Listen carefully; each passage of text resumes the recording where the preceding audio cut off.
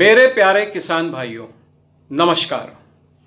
आज हम आपके संग चर्चा करेंगे, कुछ जानकारियां साझा करेंगे एक और खतरनाक बीमारी की जो कि हमारे पशुओं को हो जाती है। वो है मुंह पका और खुर पका।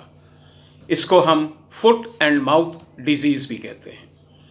ये बीमारी एक विषाणु से होती है और ये उन्हीं जानवरों को होती है जिनके खुर आगे से दो भागों में बटे होते हैं, जैसे गाय, भैंस, बकरी, सूअर इत्यादि। ये कुत्ते को नहीं होगी, ये बिल्ली को नहीं होगी। इस बीमारी को आप देखेंगे, इसके जो लक्षण हैं, इसमें जानवर को बहुत तेज बुखार हो जाता है। तकरीबन 104 से 106 डिग्री फ़ारेनहाइट तक पहुंच जाता है, जो कि नॉर्मल बुखार जो टेम्परेचर होता है किसी जानवर का, वो आप जानते हैं कि 101 डिग्री फ़ारेनहाइट ही होता है। बुखार के साथ साथ आप देखोगे कि इसके मुंह से बहुत ज़्यादा लार टपकनी शुरू हो जाती है। मुंह के अंदर, जुबान में और मसूड़ों पे छोटे छोटे दाने हो जाते हैं जो बाद में अल्सर बन जाएंगे। ऐसे ही छोटे दाने आप इनके खुरों के बीच में भी देखेंगे। खुरों के बीच में मतलब ये कि जैसे ये इसके खुर हैं, ये आगे से दो भाग में बटे हुए हैं। ये जो बीच की जगह है, हम इसको कहते हैं इंटरडिजिटल स्पेस। इस जगह पे आपको दाने दिखेंगे और घाव होगा, और बहुत बार तो उस घाव में कीड़े भी पड़ जाते हैं जो कि बहुत नुकसानदायक होते हैं। ऐसे जानवर की भूख भी खत्म हो चुकी होती है।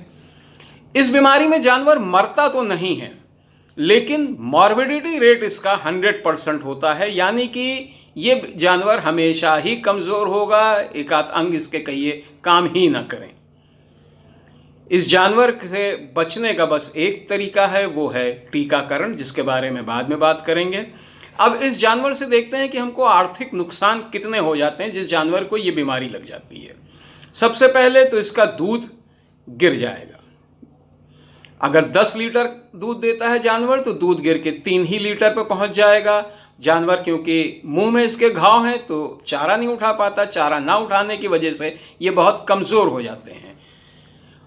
अगर गर्भवती हैं या वो जानवर के पेट में गर्भ है तो वो गर्भपात हो जाएगा, अबॉर्शन हो जाता है। उसके बाद फिर जानवर बहुत मुश्किल से हीट में आता है, और जो हीट में आता है तो वो कई बार पता भी नहीं चल पाता, जिससे आप एक आर्टिफिशियल इंसेमिनेशन का इंतज़ाम भी नहीं कर पाते हैं, और कंसेप्शन या अगली डिलीवरी उसकी बहुत लेट हो जाती है, जिसका असर फिर दूध के चक्र पर पड़ जाता है। इस बीमारी में कभी कभी थनैला भी हो जाता है, और जानवर कभी भी अपनी पीक परफॉर्मेंस पर नहीं आ पाता है। तो अब इस जानवर को देखते हैं कि इस जानवर से ये बीमारी फैलते कैसे है, इसका संक्रमण कैसे होता है। क्योंकि मैंने बताया ये वायरल बीमारी है, विषाणु है, ये बहुत तेज़ी से फैलता है।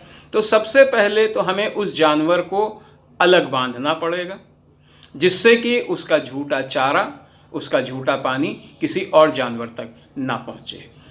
अगर आपकी डेयरी में जानवर बहुत पास पास बंधे हुए हैं तो इस जानवर के, इस बीमार पशु से सांस लेने की प्रक्रिया में भी दूसरे को फैल सकता है। तो इसलिए उस जानवर को अलग बांधना बहुत ज़रूरी है। साथ ही डेयरी में सफाई रखिए, डेयरी को रोज़ फिनाइल से धोइए, और जहाँ पे इस जानवर का, जहाँ पे इसके दाने हैं, जैसे खुरों के बीच में और मुंह के अंदर, उसके लिए देखिए कोई स्पेसिफिक ट्रीटमेंट तो नहीं है। इस बीमारी का कोई भी स्पेसिफिक ट्रीटमेंट नहीं है। इसके सिर्फ लक्षणों के आधार पर इसकी दवाइयाँ होती हैं। जैसे कि अगर बुखार है तो बुखार कम करने की दवा दे दी जाती है, और अगर घाव है तो घाव को मरहम पट्टी के लिए फिर उसका इलाज होता है। आप इसके मुंह के घाव के लिए आप पोटेशियम परमैंगनेट का 1% का घोल बनाइए, उससे मुंह को धोइए, उसको वॉश करिए रुई के फाये में, उसको घोल लेके पूरे जुबान पे और सब तरफ लगाइए जहाँ जहाँ ये दाने हैं। फिर आप बोरोग्लिसरीन का एक मल्हम बना लीजिए। बोरोग्लिसरीन का मल्हम मतलब ग्लिसरीन ले लीजिए, यह आपको एक दवा विक्रेता के यहाँ बहुत आसानी से मिल जाएगी, और बोरिक एसिड ले लीजिए। इन दोनों को मिला के एक मल्हम बनाइए और इसके जुबान पर और मसूड़ों पर लगाइए। जहाँ पे घाव इसका जो खुरों के बीच में है वहाँ पे जो आप उसकी वॉशिंग करेंगे, यानी वहाँ पे उसकी जो धुलाई और सफाई है वो आप करिए पोटेशियम परमैंगनेट 1% का घोल, और उसके साथ ही मिला दीजिए उसमें बेकिंग सोडा यानी खाना वाला सोडा 1% जो खाने में होता है। इन दोनों का घोल मिला के फिर उसकी वॉशिंग करिए आप। इसी तरीके से करते रहिए, और साथ में खुर के बीचों में कोई भी एंटीसेप्टिक क्रीम लेके आप उसको लगा सकते हैं। इससे उसके घाव में जल्दी हीलिंग होगी। अब क्योंकि इसका कोई इलाज नहीं है, इसका बचाव सिर्फ टीकाकरण है, तो बहुत ज़रूरी है कि आप अपने जानवरों को नियम से टीकाकरण उसका करिए। इस टीकाकरण के लिए रक्षक नाम की वैक्सीन आती है, सरकार भी लगवाती है, मुंह पका खुरपका की वैक्सीन, और आप प्राइवेटली भी लगा सकते हैं। इस वैक्सीन को लगाने का तरीका यह है कि इसको आप 4 महीने की उम्र से आप लगा सकते हैं, तो 4 महीने की उम्र पर पहली बार लगाइए। उसके बाद उसका जो बूस्टर डोज है वो 2 से 3 हफ्ते के बीच में लगा दीजिए। फिर हर चौथे महीने पर आप इस फुट एंड माउथ डिजीज, मुंह पका खुरपका बीमारी का टीकाकरण करते रहिए। जानवर आपका हमेशा स्वस्थ रहेगा, आपकी डेयरी को कभी कोई आर्थिक नुकसान नहीं पहुंचेगा।